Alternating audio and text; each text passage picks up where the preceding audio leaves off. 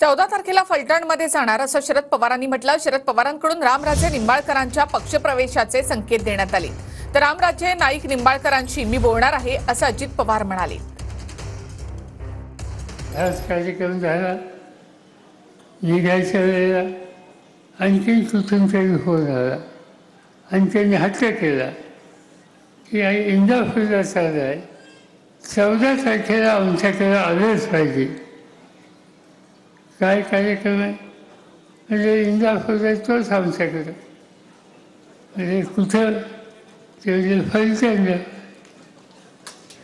समजलं का?